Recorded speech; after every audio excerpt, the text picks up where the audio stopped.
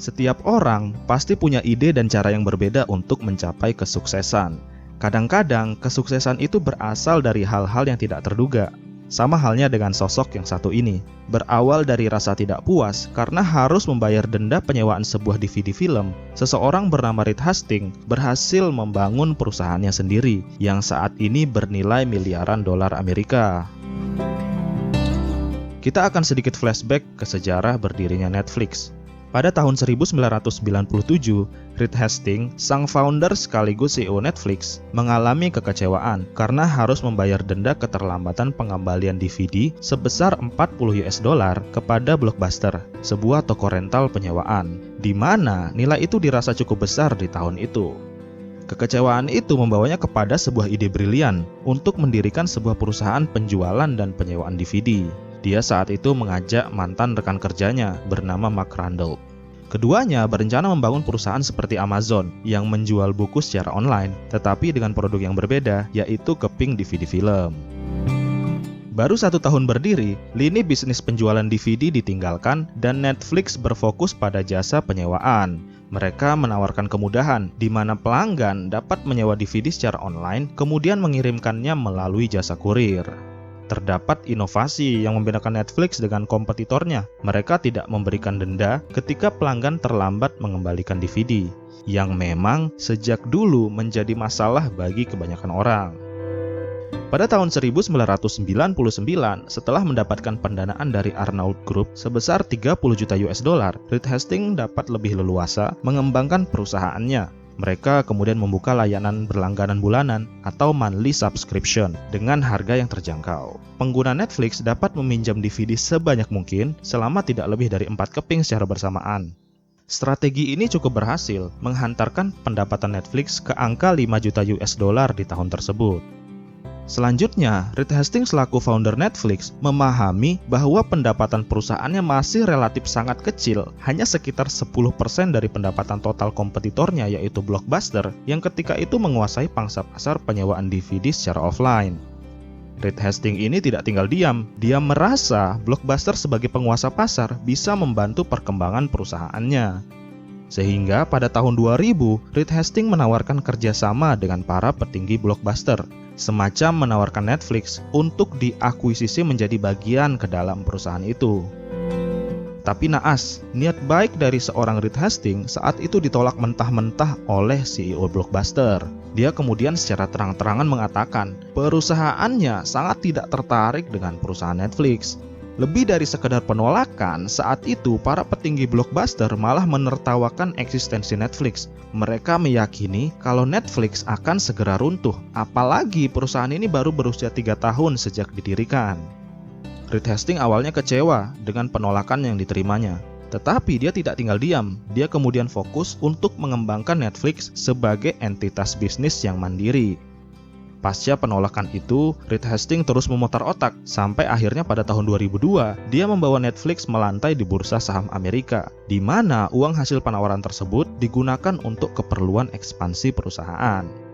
Pada rentan waktu tahun 2001 sampai dengan 2003, jumlah pelanggan Netflix tumbuh dengan pesat, sampai akhirnya mencapai 1 juta pelanggan di tahun 2003. Beranjak ke tahun 2004, pesaing mereka yang sebelumnya pernah menolak untuk bekerja sama dengan Netflix yaitu Blockbuster terindikasi menjilat ludah mereka sendiri.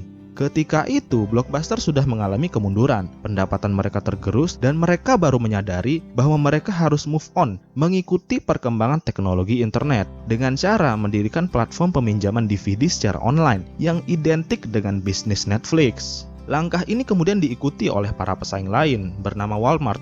Tentunya Netflix yang lebih dulu memulai bisnis ini akhirnya memenangkan pertarungan itu. Walmart mundur dan Blockbuster gagal dalam lini bisnis ini. Mereka kolaps sampai akhirnya dinyatakan bangkrut di tahun 2010. Kembali ke tahun 2007, Netflix mengambil langkah besar. Mereka membuka layanan streaming film. Layanan streaming ini adalah perjudian besar bagi Netflix. Mengingat dengan dibukanya layanan tersebut, otomatis pendapatan dari bisnis utama mereka yaitu penyewaan DVD akan mengalami penurunan. Banyak pengamat bisnis yang mengkritik langkah ini karena Netflix dianggap melakukan bunuh diri.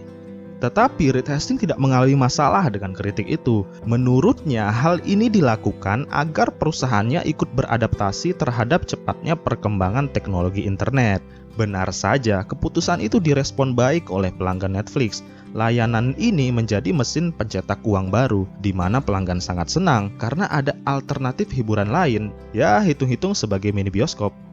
Di tahun 2011, untuk menambah value perusahaan, Netflix kembali melakukan inovasi besar. Mereka memulai memproduksi series film sendiri. Tujuannya untuk semakin memanjakan pelanggan setia Netflix.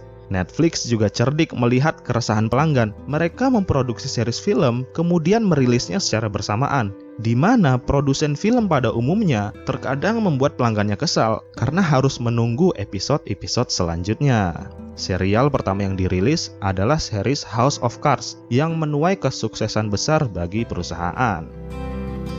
Ternyata kesuksesan Netflix bukan tanpa celah. Masih di tahun 2011, Reed Hastings membuat platform baru bernama Qwikster. Nah, Qwikster ini dibuat untuk memisahkan platform Netflix atau streaming film dengan bisnis penyewaan DVD. Alih-alih meraih kesuksesan, platform ini malah membuat Netflix mengalami penurunan omset. Alasannya, para pengguna setia Netflix merasa tidak nyaman dengan adanya dua website dan dua pembayaran, sehingga Netflix harus rela kehilangan 800.000 pelanggan mereka. Pada akhirnya, Reed Hastings belajar dari kegagalan, mengevaluasi perusahaannya, kemudian keluar dari kesalahan itu. Mereka menghapus layanan Qwikster dan kembali mengintegrasikan seluruh layanan ke dalam satu platform. Sampai dengan hari ini, Netflix telah melakukan ekspansi pasar, masuk ke Kanada, Amerika Latin, Eropa, dan saat ini telah menjangkau di lebih dari 190 negara. Sekarang, kenapa sih sebenarnya Netflix ini bisa sukses? Selain karena layanannya, ternyata penerapan budaya kerja yang agaknya nyeleneh menjadikan Netflix memiliki kekuatan tersendiri. Dalam buku yang berjudul No Rules Rules atau Tidak Ada Aturan yang Mengatur karya Reed Hastings dan Erin Meyer menjelaskan setidaknya ada 3 poin yang menjadi kunci sukses Netflix. Yang pertama, talent density. Netflix memiliki sistem rekrutmen yang sangat ketat dengan hanya menerima orang-orang dengan mental kreatif dan bertanggung jawab.